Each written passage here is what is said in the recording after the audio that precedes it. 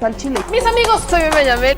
Bienvenidos a su chile favorito. Aquí las noticias o te enchilan o te dejan picar. Este es uno de esos asuntos que lastiman. Ese es uno de estos asuntos que lamentablemente duelen, vamos a llamarle. Este es uno de esos asuntos que de una u otra manera uno dice, hijo de su Pink Floyd. Ahí le va. El día de ayer, porque ni siquiera, el día de hoy se hace viral la nota, pero nace el día de ayer. No es cierto, nace en la mañana, cuando el fiscal general de la República decide darle carpetazo a una investigación en contra de Javier Duarte. El carpetazo resulta ser por el asunto de corrupción. Aquí le voy a poner, por ejemplo, la agrupación que hace la denuncia, que es Tojil. Me voy a basar justo en la fuente directa, que son ellos, porque estas socias ya las traen los medios de comunicación. Arturo Ángel, el reportero que trabaja en Animal Político, habla sobre esta nota en donde la fiscalía avalaría un pacto que redujo la pena a Javier Duarte. ¿Se acuerdan de esta pena de 9 años a Javidu? Todos nos acordamos. ¿Tú te acuerdas, señor productor, una pena de 9 años a Javier Duarte por los asuntos de corrupción, por el desvío de recursos, porque prácticamente saqueó el Estado? Todos nos acordamos de la ridícula sentencia de 9 años. Bueno, se acordarán también que cuando entra esta administración viene una denuncia y se busca investigar la corrupción que habría derivado en justamente esa sentencia. El por qué llegamos al punto en donde Javier Duarte se le da una sentencia de 9 años por todo lo que hizo. Pues bueno, la que realiza la denuncia es esta agrupación que se llama Tojil, son abogadas haciendo litigios estratégicos, combaten la corrupción, violencia de género y demás, y ellos son los que hacen la denuncia. El asunto es que se cerró la investigación formalmente que tenía en curso la Fiscalía General de la República por posibles irregularidades y corrupción detrás de este acuerdo con el cual el exgobernador de Veracruz, Javier Duarte, logró que la entonces PGR, la de Peña Nieto, le retirara los cargos de delincuencia organizada y se le impusiera una pena reducida. La institución, encabezada por Alejandro Gertz Manero, le da este carpetazo tras concluir, y escuche esto, que no existieron hechos delictivos que perseguir ni castigar. Ah, caray. O sea, no existieron, según lo que informan, no existieron ningún tipo de hechos delictivos que perseguir ni castigar. Esto, pese a que funcionarios, más bien exfuncionarios de la entonces PGR, reconocieron los errores en la indagatoria y que el propio Javier Duarte reconoció que hubo extorsiones y sobornos detrás de ese procedimiento. O sea, existen reconocimientos por parte de los involucrados, la PGR, entonces PGR, funcionarios de la PGR y el propio Duarte, reconociendo que hubo corrupción, y la fiscalía concluye que no hubo hechos delictivos que perseguir ni castigar. Hay un oficio, que está citado del 30 de diciembre del 2021 y está firmado por el fiscal Roberto Lara Vázquez, en donde se informa que se determinó el no ejercicio de la acción penal dentro de la referida carpeta de investigación que se había abierto a finales del 2018. El no ejercicio de la acción penal es una determinación que el Ministerio Público toma luego de investigar un hecho y determinar que no hay ningún tipo de irregularidades. La abogada Estefanía Medina, que es fundadora o cofundadora de Tojil, es la que presenta la denuncia original que detona la indagatoria. O sea, es la que presenta la denuncia original diciendo es que, a ver, no, le reducen la pena a este señor a 9 años y hubo corrupción, hubo acuerdos, disculpen, se tiene que investigar. Se abre la investigación a raíz de la denuncia que presenta la abogada Estefanía Medina de Tojil y entonces, años después, tenemos la resolución de que no hay nada que perseguir, aquí nunca pasó nada y sería respaldar, así lo vemos, sería avalar y sería respaldar el decir que en la administración de Javier Duarte no existió corrupción. O sea, más o menos vamos a ese tiro. ¿En cabeza de quién cabe que en la administración de Javier Duarte no hay corrupción que investigar? Y más allá de eso, que en la reducción de pena de Javier Duarte no hay ningún tipo de acto de corrupción que investigar pese a existir confirmaciones de las partes. Bueno, pues eso pasó. Eso es lo que pasó. La abogada menciona a Animal Político, de hecho, que es evidente, incluso se ha reconocido que hubieron hechos de corrupción detrás del proceso. Se requería de una investigación seria y compleja a todos los niveles para esclarecer el asunto, pero no la hubo. Solo se taparon entre ellos y las víctimas quedan a un lado.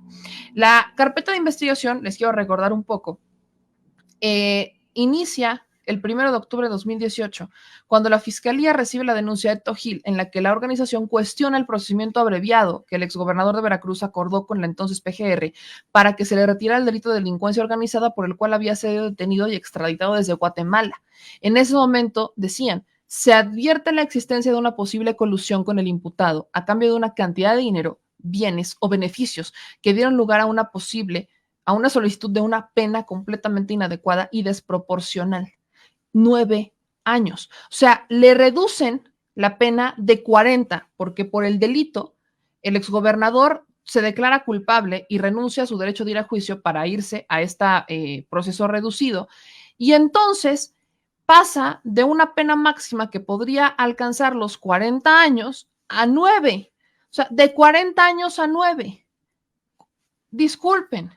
Y además, con ello, tiene aparte el derecho de cumplir la mitad de la pena. Si lo encarcelan en 2018 y van 3 años, pues le faltaría año y medio a Javier Duarte para salir de prisión bajo esta premisa, por todo lo que hizo en Veracruz. Ese es el tema. De 40 años se lo cambian a 9 por aplicar a este proceso express, vamos a llamarle, y la reducción es de 40 a 9 años y podría salir a la mitad. Además,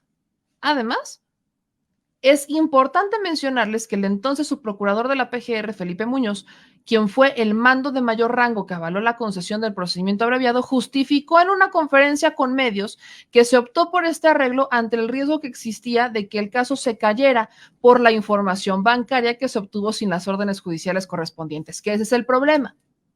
Entonces, que gracias a esto se evitó la impunidad. Cuando desde un inicio muchos de nosotros incluso cuestionamos el cómo es posible que si estás en una procuraduría y sabes que la línea del dinero está en unas cuentas bancarias, no hagas el procedimiento como lo tienes que hacer y lo violes a tal grado que pones en riesgo la investigación. Y todo estaba tan claro en las cuentas bancarias. Obtienen las cuentas bancarias y se comprueba la corrupción de Javier Duarte, se comprueban los desvíos de recursos. Hay testimonios que señalan que la esposa de Javier Duarte, a la que le congela la unidad de inteligencia financiera las cuentas hace también unos días, es la que habría dado las instrucciones de dónde se iba a sacar el dinero y a dónde se iba a meter. De ahí viene el merezco abundancia. Entonces, pasa todo esto, está la prueba, ahí está, pero por obtener mal estas cuentas bancarias se les iba a caer y entonces entran en este proceso de vamos a entrar el proceso corto, y el proceso corto hace que Javier Duarte gane una sentencia de 9 años declarándose culpable con posibilidad de salir literalmente el próximo año, o sea, en año y medio. El año y medio podría salir Javier Duarte. Ese es el problema. A eso me refiero. Y vean, el peor escenario que todos, dice aquí Neftalí, meme, y en Veracruz sí lo podrían juzgar porque allá cometió los delitos. Recordemos que no lo podrían juzgar 2 veces por el mismo delito. El problema es ese, que no puedes juzgar a una persona 2 veces por el mismo delito. Simplemente no puedes. Esa es la ley.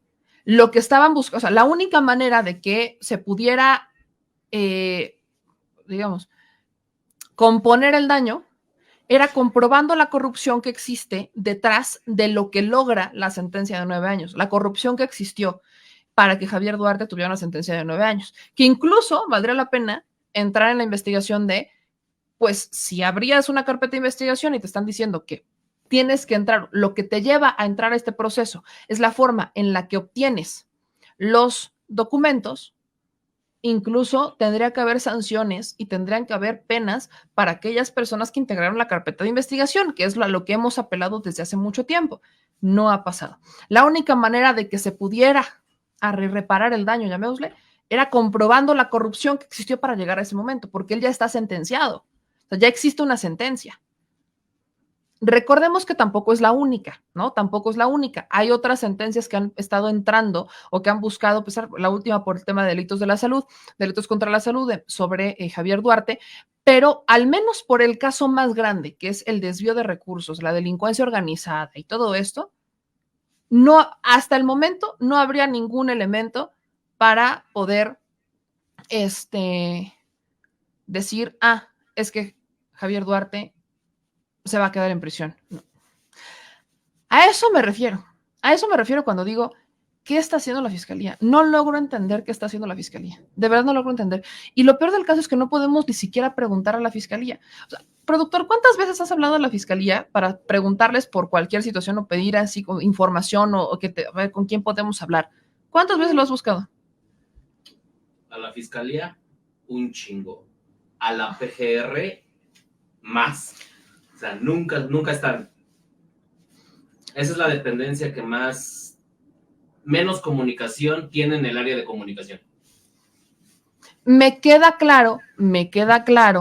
perfectamente claro que los procesos son complicados y que no te van a poder decir todo, pero qué gusto sería que pudiéramos preguntarle a alguien de la Fiscalía General de la República sobre este tema. Me encantaría que le pudiéramos preguntar a alguien de la Fiscalía General de la República por qué están tomando estas decisiones, qué está pasando dentro de la Fiscalía. Digo, me quedará claro que probablemente habrá cosas que nos digan por el debido proceso, pero en el caso de Javier Duarte es un tema que ya está sentenciado y ya resolvieron. No logro entender esto. Ayer justamente hablábamos de una situación similar.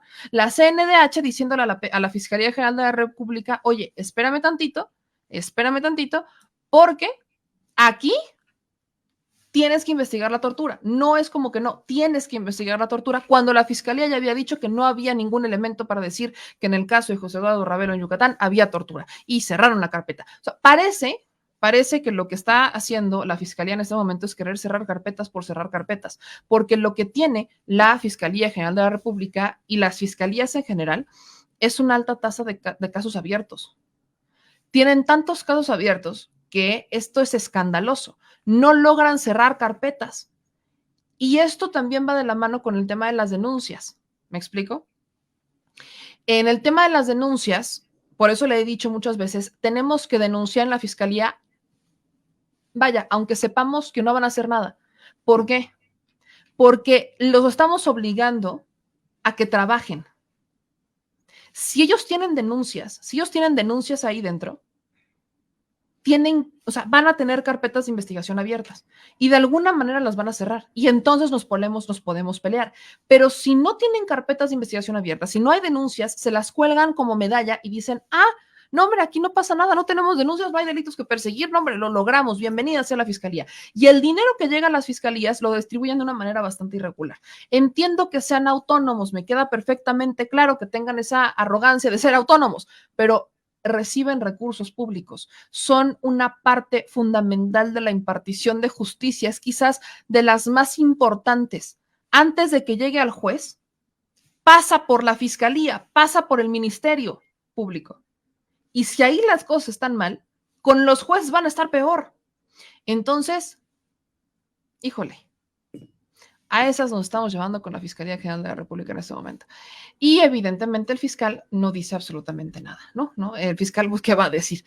A menos que sea un tema por el cual él tenga que colgarse una medalla y entonces va con sus amigos López Dóriga, Ciro Gómez Leiva y Carmen Aristegui. Si no, entonces no pasa nada. Ese es el tema con Hertz Manero. Y no tengo nada en contra del señor, pero me generan muchas dudas lo que está haciendo Hertz Manero dentro de la Fiscalía General de la República y me genera una preocupación que usted no se puede de verdad ni imaginar. Pero bueno.